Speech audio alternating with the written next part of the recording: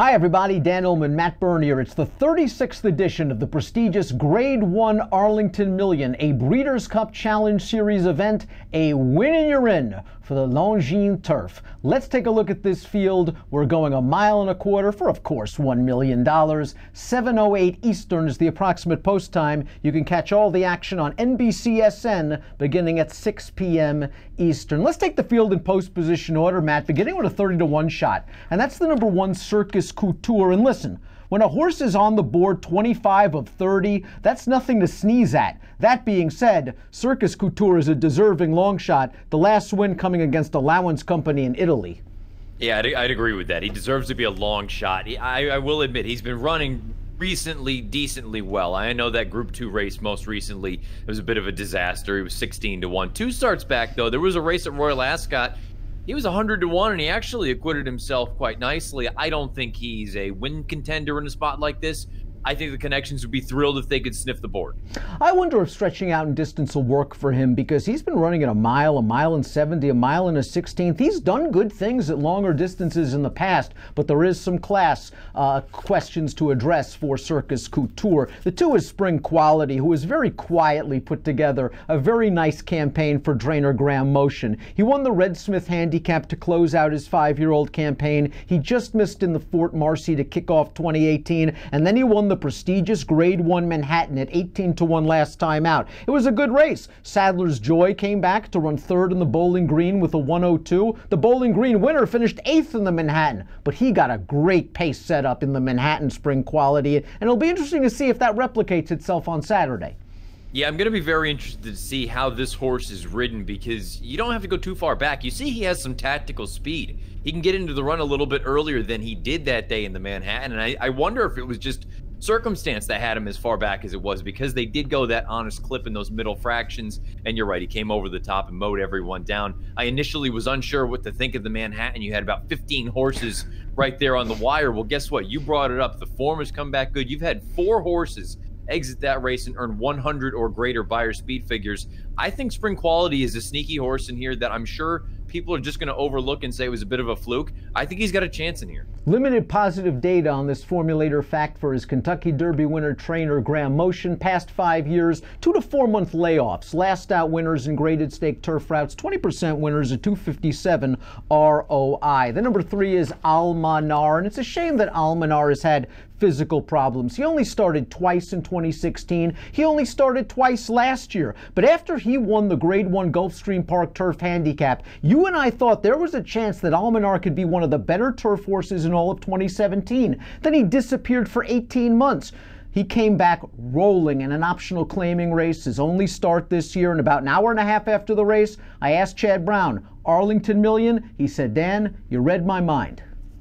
Yeah, I got to be honest with you. He's the kind of horse, when you look at this division as a whole, it's a little bit suspect this year. They've just kind of taken turns beating one another, and it's almost as if they're waiting for one horse to show up and say, this is my division now. And perhaps it's Al-Manar, because that most recent start, you're not going to find a more visually impressive win than that. And I understand he did it against a little bit inferior company, and Ticonderoga is a nice horse, but he's not as good as the horses that Al-Manar is going to face on Saturday. If he can handle the height in class, Al-Manar is a very, very interesting horse. The one concern I have, it has nothing to do with the horse himself. 5-1 on the morning line, to me, in a race like this, he needs to prove that he actually belongs with this company. I think you and I think he can and does belong, but at 4 or 5-1, that doesn't really do anything for him. Do you think his kick might be more effective at middle distances than in the classic distance of 1.25 miles?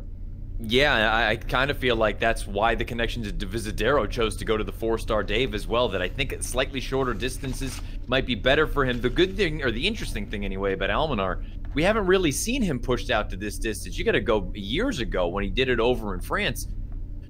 It'll be very interesting to see if he gets through this on Saturday, and let's say he wins or comes through with a big effort, he all of a sudden can shoot to the top of the list as far as divisional contenders are concerned. We'll pass over Divisadero, expected to run in New York in the Grade 1 4-star Dave, and move to European import, the number 5 Century Dream, coming out of a good edition of the Group 2 Summer Mile at Ascot. The runner-up came back to finish 3rd in the Group 1 Sussex. The 3rd-place finisher, we all know Suedois, Grade 1 winner in North America. He exited that last race to to finish second in a Group 2. Distance, I know he's won at 1.25 miles. I wonder if it's a little far for this very consistent son of Cape Cross. Yeah, it's possible. I think the only thing that you can look at and hope that the distance will be okay is we know sort of the situation. The Europeans at a mile, they can usually get 1 1/8 or 1.25 miles over here. They're usually a little bit better because those miles over there are just more testing than what we have over here. I kind of like this horse. I think he fits in here very, very nicely. You get Lasix for the first time. You brought up the form of the Group 2 most recently. He ran in that Queen Anne, and I know there was a little bit of a surprise winner that day, but Lightning Spears come back to win. I just kind of think the Century Dream, if you want to take a totally fresh face and a horse that's coming in from overseas, I think Century Dream is the horse that you want. Let's give trainer Naipaul Chatterpaul some credit for the 6, Cacho Nda. Claimed this horse for $40,000 off Bill Mottons, turned him into a graded stakes winner. This horse went gate to wire at Arlington Park on July the 7th in the Stars and Stripes, but he was just able to walk the dog at a longer distance. This sharp 1.25 miles against some tougher competition, it might be a little bit too tough for a really nice claim.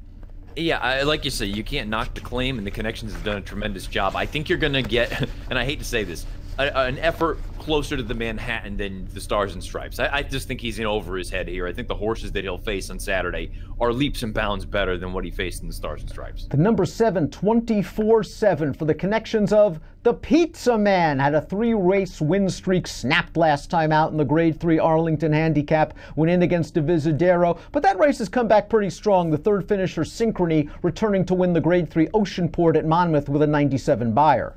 You know, I can echo the same things for 24-7, where I just think from a class standpoint, I don't think he's quite this good. I think the horses that he's going to face on Saturday are just much, much better than what he's accustomed to facing, and I think he's going to realize that once he gets out there and the real running starts. Chad Brown's got another toughie in the number 8, the Millionaire, Money Multiplier, who has paired up 103 buyers in his last 2 races. He has been rank in his last 2 races, very unlike Money Multiplier, very hard for him to settle. I thought he ran okay as the beaten favorite last time out when Fantastic, his uncoupled stablemate, wired that field. But you and I have never been fans of Money Multiplier. One of these days he's going to burn us at a price. Yeah, and who knows, maybe it's going to be Saturday. I found it interesting. Chad has continuously looked for firm ground for this horse. He was supposed to run at Saratoga. They scratched because of the going back there about a week and a half, 2 weeks ago. There was a significant amount of rain earlier in the week in Chicago. It's supposed to be okay as we get closer to Million Day, but that's something to keep an eye on going forward. If they do run on Saturday, if there's any real sort of give in the ground, perhaps you want to take Money Multiplier down a notch or 2. DeVille, the number 9 for the great Aiden O'Brien, 3rd in the Million the last 2 years, although last year's Million, he had a perfect trip as the favorite. He shot up the rail. In mid-stretch, I turned to you and said, how's he losing? Not only did he lose, he finished 3rd. After that, I won't hold the Woodbine Mile against him and against the razor-sharp World Approval, the excellent Sprinter Miler long on value. I just wonder if he's getting a little bit long in the tooth now at age 5. Yeah, to me, you know, I said it with Century Dream. He's the European I want. Deauville, you respect O'Brien, you respect Moore, no question about it. That Million effort last year, to me, was arguably the worst performance from a good effort, if you follow what I'm trying to say. He had no business losing that race, and he somehow did.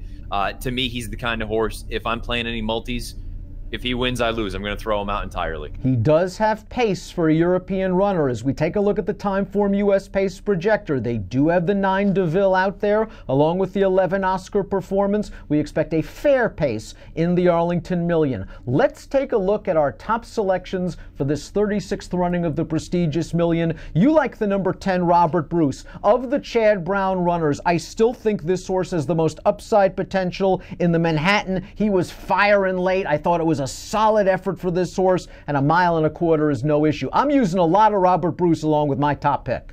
Yeah, to be honest with you, I just think the Manhattan, it just never worked out any part of it. He was in and amongst horses, bounced around at the top of the lane, and I wouldn't have faulted him for just sort of packing it in. Instead, he rallied very, very well down the lane, and I think if he was able to get clear at any point, he threatens to win that race. I liked him going in that day. I like him coming in here. I'm going to have a healthy, heaping sort of piece of Robert Bruce as well as Al-Manar. I think those are the two Chads that I want. And then, look, you've got to respect the 11 horse in this spot, Oscar Performance. He is the now horse, I think, coming in. But I like Robert Bruce quite a bit. Oscar Performance won the Secretariat over this course and distance in faster time than the Million last year. Then he found a mile and a half in older competition, Grade 1 competition, a little bit too far and too much in the Turf Classic and Breeders' Cup Turf. But he came back firing in the poker, going a mile at Belmont. He relaxed off of a solid pace. He blew by that field in the stretch under a very confident ride. And I like that Timeform US pace projector. I want to be sitting right second off of DeVille, attacking on the turn, and then trying to hold off the oncoming rush of Robert Bruce. You like Robert Bruce? Give me numbers again. Yeah, I'm big with Robert Bruce and Al-Manar. I'm also going to use Oscar Performance. I'm going to go 10, 3, 11, and 5. I'm going to go 11, 10, and 8 in the Grade 1 Arlington Million, part of the Breeders' Cup Challenge Series. A win and you're in for the Longines Turf.